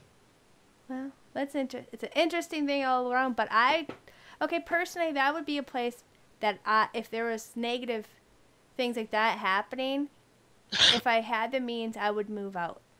Because it just seems like it's just, I don't know. You don't know what And if I asked her if the she knew dangers could anything. end up happening. Right. And I asked her if she knew anything about the history of the house, or if anything happened in that house, or anything. No, we don't know anything. We just rent it. I said, well, I'd be asking my landlord. I would be having a talk with my landlord. I find it strange that she was so, like, oh She was well. benign a But bit, she was no so nonchalant about it, like, oh well, if she does, so is she make maybe the type of person if she tries not to acknowledge it, it's not happening? well, it's kind of hard not to acknowledge something when your dog goes flying down the stairs and hits the wall at the bottom of the stairs. Yeah, you're not laughing It's because it's funny, or it was it's just you're just like in it's disbelief of kind this of woman. Yeah. hard not to acknowledge it when you're afraid to sleep in your own bed. Wow. Are they still living there today? I don't know. Because you're not. When I left Iowa, I just lost contact with them. Oh, I see what you're saying. Iowa. That's strange because that's where one of the people we were talking about had that experience wasn't it? She not Iowa? That one girl? I believe she was, right? What one are you talking The about? one that had a couple of kids and the window blasted out and Oh, yeah, yeah. now she said over there that was She's on the other side well, she's about middle way in the state. yeah, but they were also like I think it was on an Indian land as well, Or something close by, yeah, yeah. and I've heard people talk before as well as Native Americans saying that the reservations seem to have a lot of activity as well, so Hmm. it's interesting. All of this stuff is interesting, and you know, I think Scooby's story is interesting as well, and I believe she's Oh, still yeah. here. So if you have anything to say, you can keep adding in with us, Scooby, if you're still on. I don't know if she's still here or not. Yeah, I'm still here. Yeah, I so was just kind of thinking about people who rent places, or actually, even if you buy a house, if you if the house is if it sounds like a good deal, there's probably a reason why it sounds like a good deal. Exactly. Exactly. I think that I would talk to the neighbors and to see what they have seen go on. that's another Because interesting thing. if it's happening in the house, something's got to be happening outside too. And who knows if the neighbors are experiencing stuff as well as in their house, you Right. know. So that would make it interesting. But There's one girl that I talked to. She lives up around Chicago, mhm. and every once in a while she gets the spirit in her house, and it's a friendly spirit. It just comes in and out, comes and goes, but it wanders the neighborhood because she's not the only one with the experience of this spirit. Some of the neighbors are too. This is one that wanders the neighborhood, and it's actually the first time I've ever heard of one that did that. I'm sure that other people have heard about that, but it every once in a while it comes in like it's coming in to check on her, and it she can tell when it's there because she can feel the cold. But Probably and the ghost of a mailman. well, it we know it's real because when I was talking to her, I mean, I can pick up on him too, and we even got his name, and but he's just a spirit that wanders the neighborhood. It he not only visits her, and she has taken pictures actually and posted them in group of this guy. What group? Yeah, Spooky's Corner on Facebook. Oh. Well, you have to point it out to me. I know, yeah, you probably don't want to say her name because we don't have permission to say her name or whatever, but I'm thinking I But know who you're talking about now. I was just. it's the one out in the yard, and it's Yep. at Oh, the corner. yeah, yeah, yeah, yeah. Oh, yeah. I did see that man. It was like a Civil War man type Yeah, he person. looked like he was in Civil War Yeah, garb, she but allowed us to share one of our photos one time when we had, because this is a paranormal talk show. We do it once a month to encourage those who want to come on and share their experiences on. That's usually why we do this once a month. But yeah, she did allow us to show those photos yeah, one she time. did. Oh my gosh, I forgot about that one. There's because there But in our group that's there's one. so many people that share their Yeah. photos and So experiences. So it's not really her house per se that's haunted. It's the the neighborhood. area, Yeah, it's the area because whatever whoever the spirit is or was, he um he wanders the neighborhood. so Scooby, And would I you wonder, purchase a haunted house? Would you purchase a haunted house or rent a haunted house if you knew it was haunted? I really don't think so because, unlike you guys, I've never grown up in a haunted house. The closest I have come is just a house and dog sitting. Yeah, but if you had the opportunity to purchase a place and whatnot, and then you found out they said yes, there's activity here or whatever, would you change your mind solely because of that, or do you think you probably still purchase it anyway if it was like your dream home? I think I'd have a tendency to stay away because I'm not really used to ghosts like you guys. Mm-hmm. oh, you never And get used to them. Yeah. You never get used to them. No. Uh, You just try I to. I guess, try to ignore it. To be yeah, honest with you, I don't try to engage with it really. I just try to do my everyday normal life like everybody else is doing. You know what I mean? Where other people yeah. are all that's, full into engagement with stuff. So. I think that if you engage with them, that you just give them you're just inviting them to really become really active and kind of put themselves in your daily life. I mean, I might acknowledge them, but I don't try to really contact them. Big, and sometimes around here it's kind of hard. That's like there are certain areas of the house that I can go into, and I'll catch an apparition, Right. the sight of an apparition. But I just and like I said, it is startling.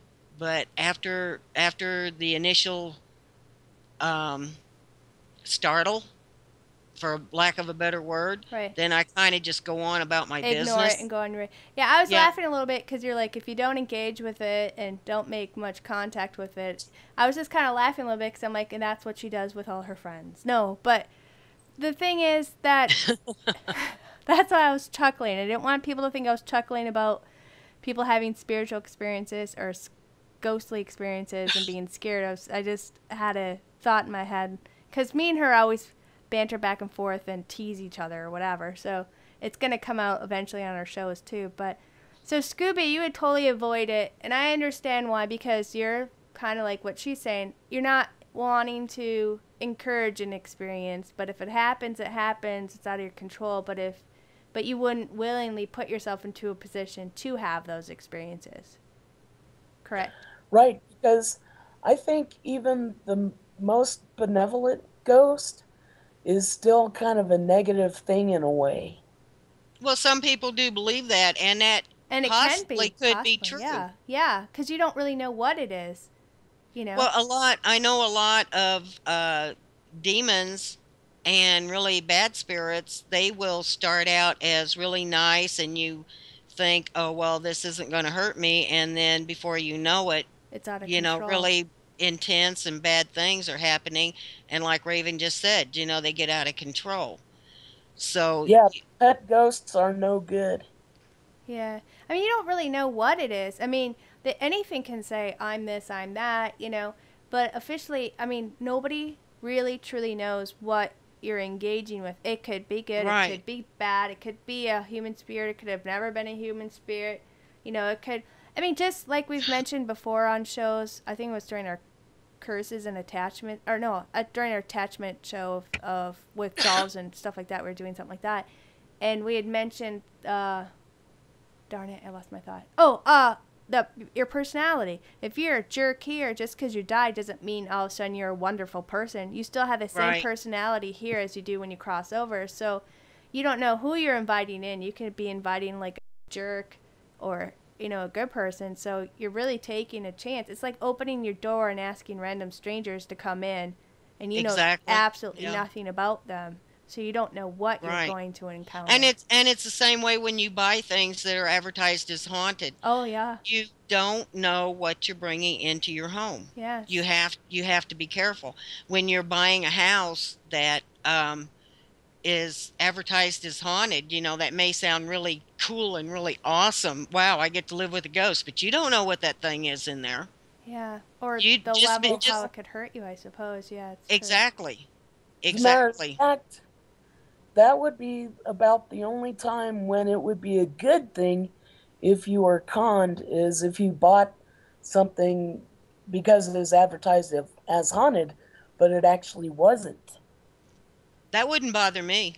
That would be a very good time to be conned. Yeah, Well, she's yeah, saying she'd it rather would. be conned if it was a false advertisement and truly wasn't haunted. Yeah, because you don't want those experiences.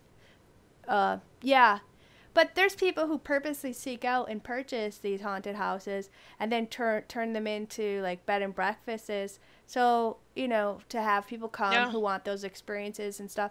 But here's a question before we run out of time, for either one of you to both share your thought. But let's say, what do you think about these people who do have these houses and then turn them into tours and stuff? And then something bad happens there? Do you think that these people are responsible for what happens to the people that come into their house? Are they liable if somebody gets hurt or attacked? I If they have a disclaimer saying that this place is haunted and you enter at your own risk, And have them sign then paperwork no. before they come in? Yeah. But if they Yeah, don't, I think you're putting yourself in a dangerous I position where I you could think that's have right. somebody Then come you're and sue liable. you. Yeah. I think that I don't think they'd have a chance on a lawsuit if they are advertising it as haunted. If they're running haunted tours and someone gets hurt by a spirit, I don't think they have a leg to stand on. But if they're walking through and they fall through the floor, then I think that's where they, A different story. could. But That's a but the different way story. people But are now and lawyers are now, I think for those people who are looking into getting and doing these businesses, you should really have some paperwork and have people sign these things so that you're well, some protected. people do. A lot of people do have them sign waivers. But personally, my personal opinion is that if you're going into a place that is advertised as haunted and they're running haunted tours through there and you get scared or Hurt, you get pushed or you get hurt or something, I personally think that you're asking for it. I mean, you're basically you take that chance when you go on those tours. right? Because there was that one incident, and I'm sure everybody under the sun's already talked about that, but there was this one place that somebody went into and they claimed that something possessed them and made them stab themselves. So it made me kind of think of that when we're talking about haunted places and stuff. And then these people who are opening up bed and breakfasts, are they liable in some way because of it? But Well, just if thought, you advertise it as haunted, yeah, and tell people right up front that it's haunted, I don't, and you stay there anyway, I don't see where they would be too liable Yeah. for I don't anything. see either. I mean, your medical condition if you have a heart attack or something, Yeah. or you have a pacemaker or something, if you have some sort of medical problem, I personally, I wouldn't stay there, but I just happen to believe that they are doing so at their own risk. Right. That's right. Anything haunted is at your own risk. Right. Yeah, Well, it's just a thought that popped in my head, and I thought, oh, I'll ask you guys while we're here. That's what we normally That's do good. anyway when we're talking. We have random thoughts, so I just thought it but was I Yeah, interesting. But like that. um, there's a place down in Alton at the McPike Mansion, and the people that bought that got it at a steal.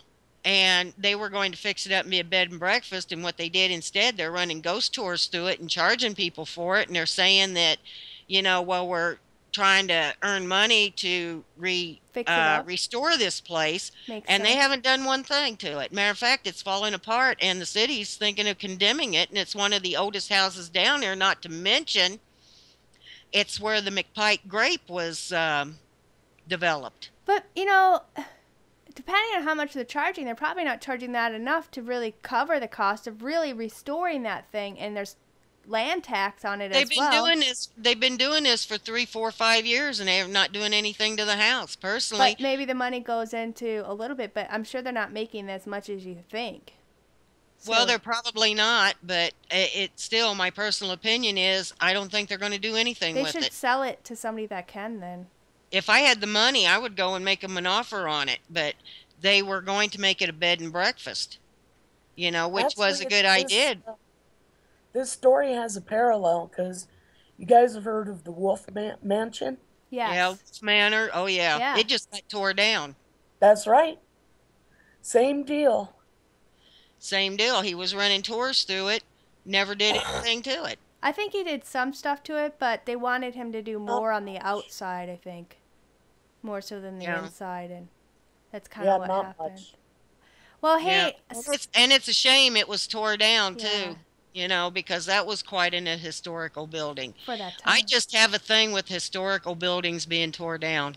Right. Me too. I always think that something can be done with them. They had one place down in Alton. It was an old cracker factory, the old cracker factory, and it was one of the older buildings in that area. And they were going to tear it down, and some guy came along and he says, "Hey, I'll pay you $100,000 for the building." And they sold it to him, and he turned around and made condos in it Yeah. Well, and sold them. So I just want to thank Scooby for calling in and sharing some of yeah, her experiences. We ran out of time. We're at 10, but I love when you call in and you share your moments with us. And the snake one made me laugh. Not at you, but at Spooky getting more freaked out than it seemed like you did. So I I, I love it. Totally, So I was I, totally freaked. yeah. I I bet told you were. It would freak me out. That would have been a dead snake. Well, there thank was you. one plot left in the family plot, or one grave left in the family plot. I told my dad, "You almost had to bury me there." Oh yeah. Oh my gosh. Oh, they would have had to have buried me there. But thank you so much, Scooby, for calling in and sharing your story. I want to thank everyone that came in to listen tonight. I want to thank our mods. I want to thank Raven for a good show. Join us next week when we will talk about the Denver airport and Plum Island. And I hope everyone has a happy Thanksgiving Be safe. and be safe and good night. Yep. And share us on Facebook and subscribe to our YouTube page. Good night, everybody. And any other social media you happen to be on. Thank you again, Scooby. Good night, everybody. Thank you, All Scooby. right.